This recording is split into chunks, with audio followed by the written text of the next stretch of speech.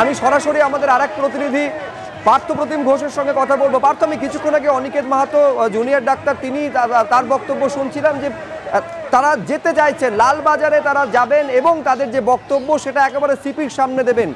Fair and bright night and day cream, ত্বক থাকবে bright সারাদিন, পলিউশন ফ্রি, ঠিক যেন রাতের ফোঁটা সাদা ফুল। সারাদিন হ্যাপি ব্রাইট স্কিন।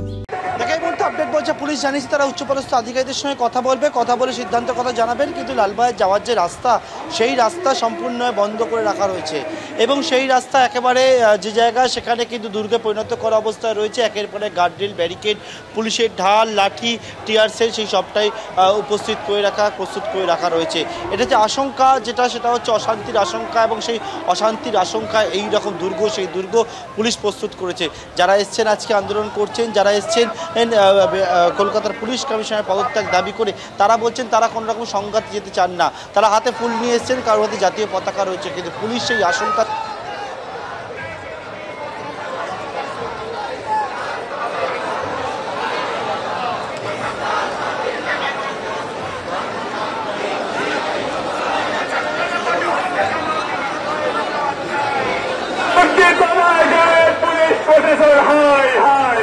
কেন পুলিশের কাছ থেকে, এবং সেই দাবিতে কিন্তু তারা আজকে এই আন্দোলন, তারা বলছেন যে কলকাতার পুলিশ কমিশনারের পদত্যাগের দাবিতে তারা রাস্তায় নেমেছেন এবং সেই রাস্তা সম্পূর্ণ বন্ধ করে রাখা হয়েছে। কিন্তু আন্দোলনকারী যারা রয়েছেন জুনিয়র চিকিৎসকেরা, নার্সরা, তারা বলছেন তারা এই রাস্তা দিকেই রাস্তা বার করে একেবারে কলকাতার পুলিশ কমিশনারের কাছে প্রত্যেকে যেতে চান। এই মুহূর্তে তারা রাস্তায় বসে তাদের যে প্রতিবাদ, সেই প্রতিবাদ রাস্তা থেকে কিন্তু একেবারে হাতে মাইক নিয়ে তারা কিন্তু একেবারে স্লোগানের মাধ্যমে পুলিশের সামনে তুলে ধরছে। বেশ পার্থ, তুমি আমাদের এই ছবি দেখাতে থাকো, আমরা আবার দর্শকদের দেখাচ্ছি। আবার তারা বসে পড়েছেন। ফলে এই অবস্থায় একটা বিষয়ে তারা কিন্তু নিজেদের অবস্থানে অনড় যে একদম কলকাতা পুলিশের সিপিকে পদত্যাগ করতেই হবে, এই দাবি তারা লালবাজার অবধি পৌঁছে দেবেন। যে মুহূর্তে আটকে দেওয়া হয়েছে মিছিলকে, বিরাট বড় লোহার ব্যারিকেড তৈরি করে লোহার দেওয়াল তুলে দিয়েছে পুলিশ। এখান থেকে এবার তাদের যে দাবি সেটা তারা লালবাজারে পৌঁছে দেবেন কিভাবে, নিঃসন্দেহে সেদিকে নজর থাকবে। কিন্তু উল্লেখযোগ্য বিষয় এটাই, এই নিরস্ত্র মিছিলকে ঠেকানোর জন্য পুলিশের যে তৎপরতা দেখতে পাচ্ছেন, কারুর হাতে কোনো অস্ত্র নেই। অস্ত্র বলতে শুধু রয়েছে লাল গোলাপ, অস্ত্র বলতে শুধু রয়েছে প্রতীকী শিরদাঁড়া, অস্ত্র বলতে শুধু রয়েছে রজনীগন্ধার মালা।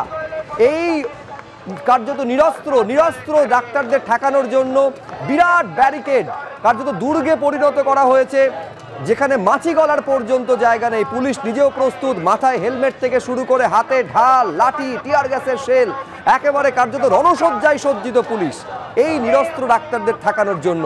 আর সশস্ত্র গুন্ডারা যেদিন তাণ্ডব চালালো, সেদিন এই পুলিশকে তাণ্ডব এলাকার ত্রিসীমানায় দেখা যায়নি।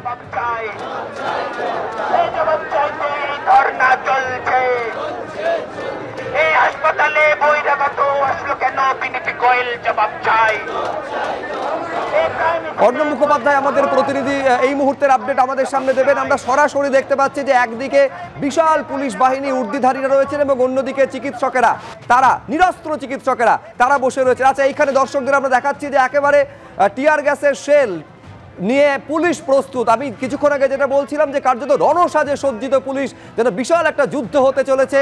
কিন্তু সেইখানে ব্যারিকেডের একদিকে পুলিশের এই বিরাট তৎপরতার ছবি দেখছেন এবং অন্যদিকে নিরস্ত্র যারা জুনিয়র চিকিৎসকেরা রয়েছেন, নার্সরা রয়েছেন, তারা বসে রয়েছেন রাস্তায়। এই পুলিশকে সেই দিন 14 আগস্ট মধ্যরাতে যখন তাণ্ডব চললো, 8 ঘন্টা 40 মিনিট ধরে হাসপাতালের আরজিকর মেডিকেল কলেজ হাসপাতালের 18টা ওয়ার্ডে ভাঙচুর করা হলো, গুঁড়িয়ে দেওয়া হলো এমার্জেন্সির যে বিল্ডিংয়ের যে প্রথম তল।